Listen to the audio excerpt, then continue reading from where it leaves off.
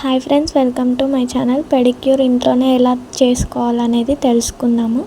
ముందుగా ఒక టబ్లో వామ్ వాటర్ తీసుకోవాలి. వామ్ వాటర్ తీసుకున్నాక షాంపూని అందులో మిక్స్ చేయాలి. మిక్స్ చేశాక కొంచెం బేకింగ్ సోడా కూడా యాడ్ చేసుకోవాలి. అలాగే ఒక లెమన్ని అందులో యాడ్ చేసుకోవాలి.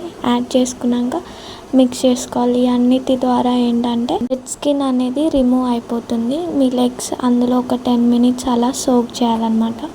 వీడియోలో చూపించినట్టు సోక్ చేసుకోండి. తర్వాత లెమన్తో బాగా క్లీన్ చేయండి. అలా చేయడం వలన మన కాళ్ళకు ఉన్న మురికి మొత్తం పోతుంది. అలాగే వెనకాల పగులు దగ్గర ఎక్కువ మురికి వస్తుంది కాబట్టి అక్కడ బాగా క్లీన్ చేసుకోవాలి. ఇలా నేను వీడియోలో చూపెట్టిన విధంగా మొత్తం కాళ్ళని అట్లా క్లీన్ చేసుకోవాలి. అలాగే లెఫ్ట్ లెగ్ కూడా సేమ్ ప్రాసెస్లో క్లీన్ చేసుకోవాలి.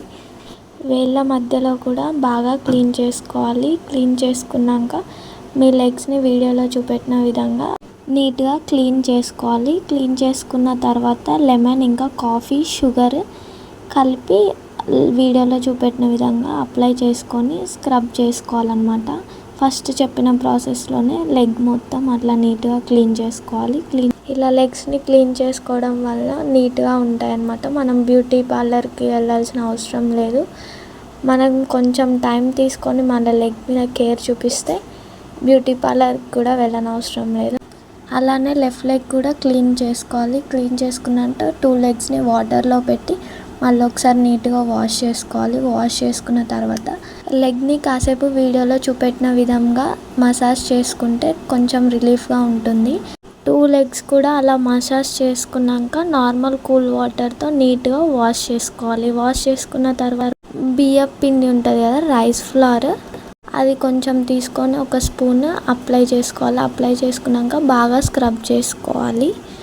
వీడియోలో చూపెట్టిన విధంగా నీట్గా క్లీన్ చేసుకోండి. బియ్యం పిండి వల్ల మన స్కిన్ చాలా స్మూత్ అవుతుంది, ఇంకా నీట్ అవుతుంది. తర్వాత లెగ్స్ని నీట్గా వాష్ చేసుకోవాలి. వాష్ చేసుకున్న తర్వాత టవల్తో నీట్గా తుడుచేసుకోవాలి. తుడుచుకున్నాక మీకు ఇష్టమైన నెయిల్ పాలిష్ని అప్లై చేసుకోవాలి.